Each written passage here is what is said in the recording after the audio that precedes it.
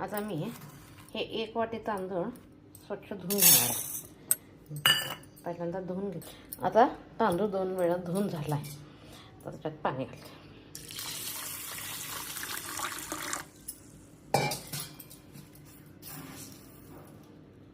आणि ह्याच्यात करेक्ट 1 चमचा मेथ्या घालते. आता 4-5 तास पाण्यात भिजत राहू दे. त्याच्यावर झाकण ठेवते.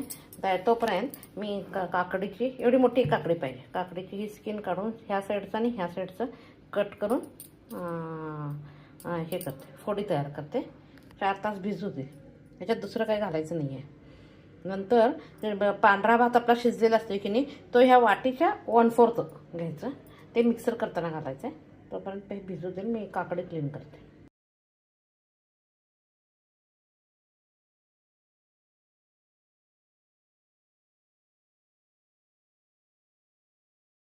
आता 4-5 तास झाल्यात. तांदूळ आणि मेथ्या चांगले भिजले गेलेत. मेथ्या कशा मोठ्या झाल्यात. आता हे एवढं खोबरं बारीक हे चिरून मिक्सरला बारीक करून घेणार आहे. दुसरं काय घालायचं नाही, फक्त जरासं पाणी घालून बारीक करून घ्यायचं. आणि एका चमच्यात किती बसेल एवढा भात घ्यायचा. हा भात, खोबरं आणि मेथी आणि तांदूळ हे सगळं मिक्सरला बारीक करून घ्यायचं. आता काय करायचं,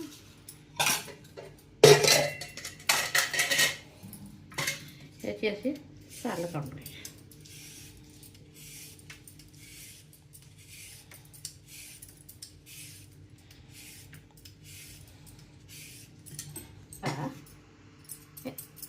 म्हणजे विषाचा प्रकार असतो की नाही, म्हणजे कडू तो जातोय म्हणून असं करायचं दोन्ही साईडला.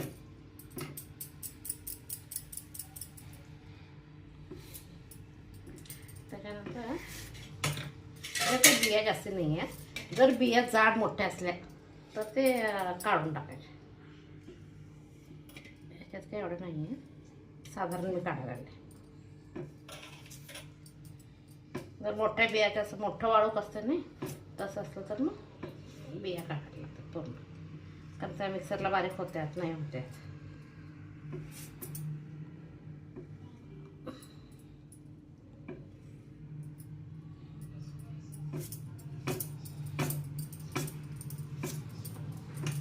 आता मिक्सरच्या भांड्यात पहिल्यांदा काकडी घालायची.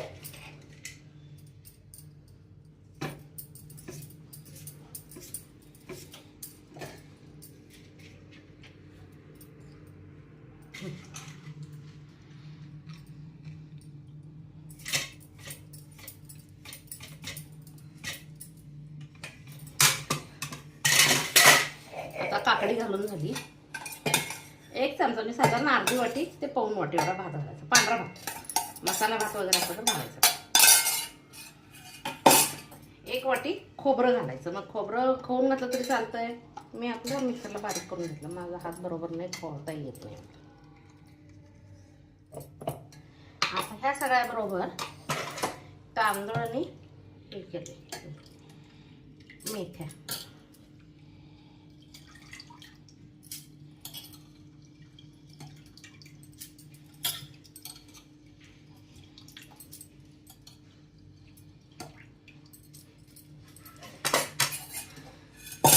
खाली थोडंसं राहिलेलं असतं.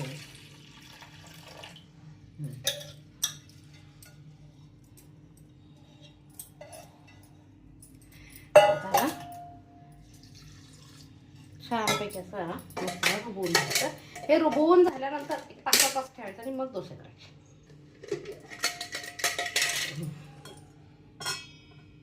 मस्त नाईस पीठ झालंय. उडीदाची डाळ वापरून डोसा करता येतो, पण उडदाची डाळ घालून करण्यापेक्षा काकडी घालून करावं म्हणून मी काकडीचा डोसा करायला. कोकंबर डोसा. ह्याच्यात काकडीचं एक जण हे काढतात वरचं मधला भाग तेवढाच, अगदी थोडा वगैरे. तर जास्त घातला तर चांगलं, टेस्ट जास्त येते. थोडंसं ओलं खोबरं घालायचं, सुकं खोबरं घालायचं नाही. जर ओलं नसेल ओलं खोबरं तर तसंच करायचं, पण सुकं घालायचं नाही. आता ह्याच्यात पाणी कमी का घालायचं, तर अगोदर कुकंबरमध्ये हे असतं नाही, पाण्याचा अंश असतो. एवढं घालायचं. असं व्हायला पाहिजे पीठ. नंतर पाहिजे करायच्या वेळी बघायचं, लागलं तर घालायला येतं. आता मी हे करते, एक 7-8 तास झाकून ठेवते. असं पाणी आलं पाहिजे. आता इकडे गॅस बंद करते, चालू ते शिजलं आहे. आता डोसे पण गरम होतात, भाजी पण गरम होतात, म्हणून जरा उघडच ठेवायचं.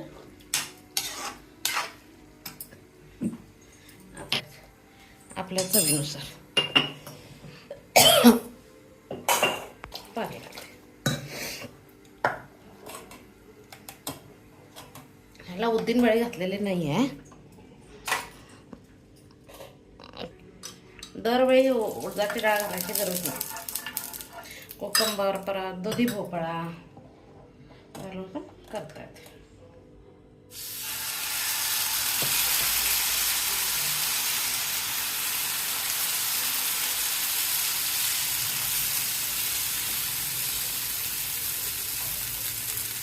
आता 1-2 मिनटं जाऊ दे. कोकंबर डोसा खाण्यासाठी तयार आहे. माझी रेसिपी आवडत असेल तर लाईक, शेअर आणि सबस्क्राईब करा. माझ्या चॅनलला सबस्क्राईब करा. कोकंबर तेल तापायला ठेवलं आहे. कांदा टोमॅटो घातला, थोडीशी हळद, मोहरी, जिरे. आता हे सगळं अगदी कमी तेलात करायचं.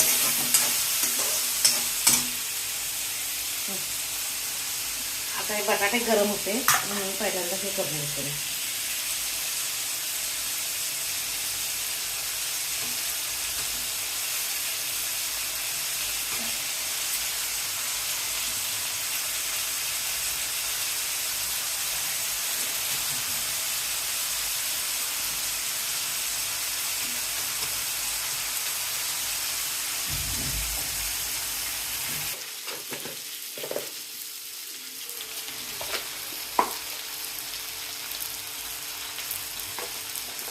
जिरे पूड,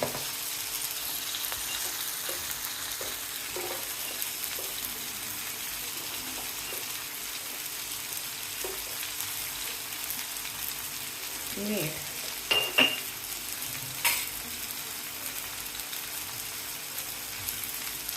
आणि लाल तिखट. आता काय करायचं, हे सगळं असं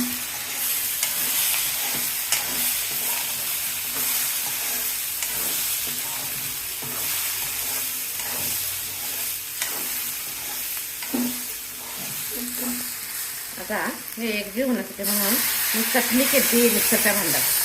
त्या चटणीच्या भांड्यातच पाणी,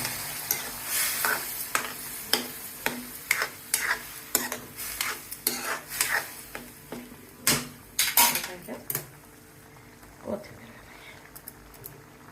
चांगलं शिजू दे.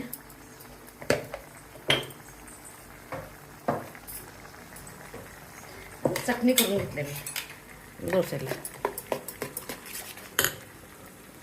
आता